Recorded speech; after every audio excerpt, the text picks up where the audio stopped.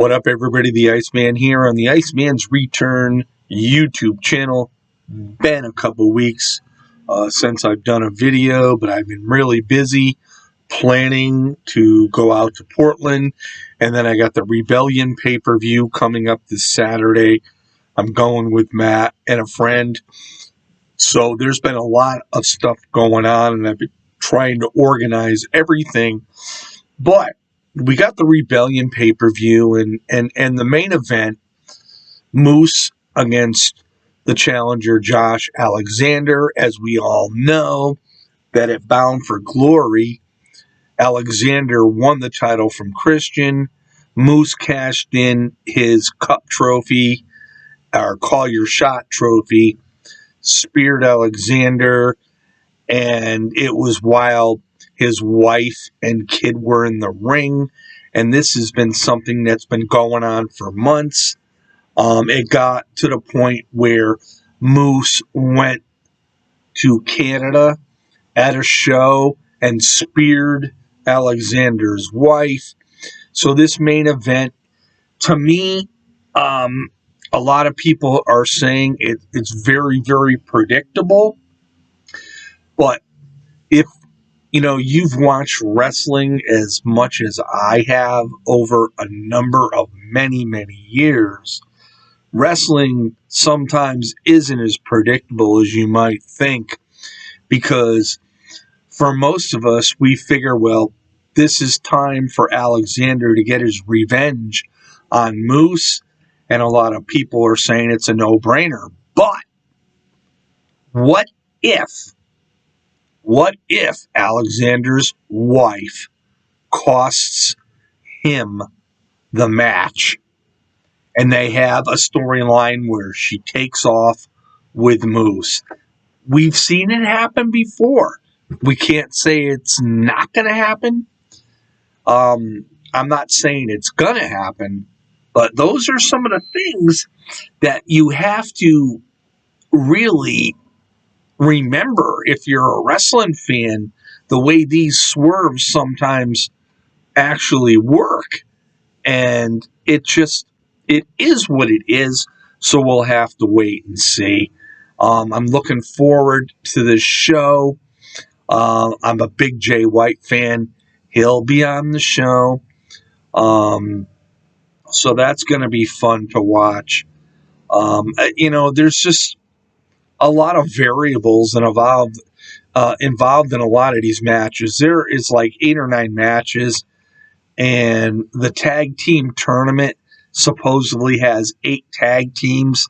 I think that's a bit too much, and we may not find out who the tag teams are until this Thursday's Impact, where Thursday afternoon, Matt and I are going to update what we see.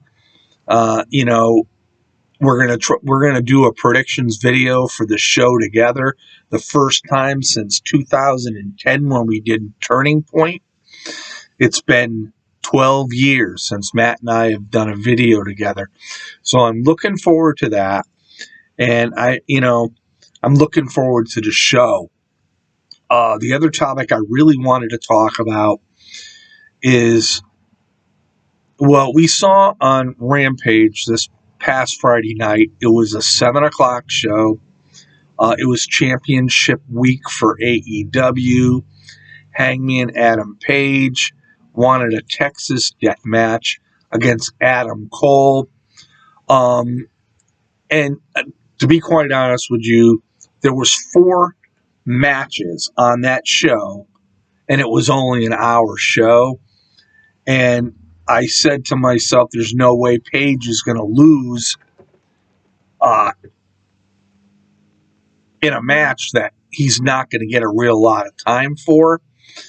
But it was a pretty good match nonetheless.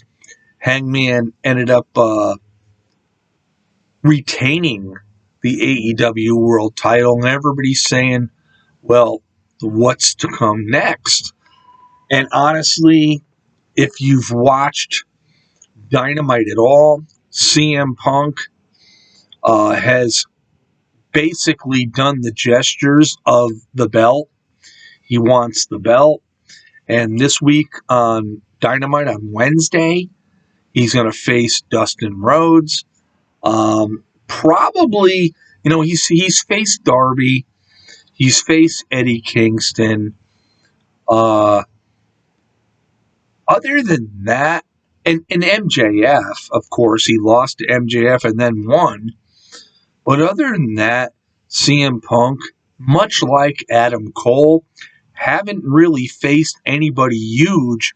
But Adam Cole did face Hangman Page twice and lost twice. So right now he's obviously out of the AEW championship picture. But in my eyes, we got Double or Nothing coming up, and then we got All Out in the summer. And if you look and see who else could be next for Page, I mean, realistically, if you look at the heels, who's good enough? Or who is, according to their rankings, are up there and really have a shot? I hate the rankings, and I don't really know. And if it is Punk and Page at Double or Nothing, the fans are really behind CM Punk. And unfortunately, CM Punk just don't have what he used to have when he was back in the days of WWE facing John Cena and everybody else. He's lost a couple steps. He don't have it. And if CM Punk were to beat Hangman Adam Page, this would be a big blow to Adam Page because he's such a far superior wrestler right now at the stage of his game compared to the stage of the game of CM Punk. It should be a no-brainer that Page wins.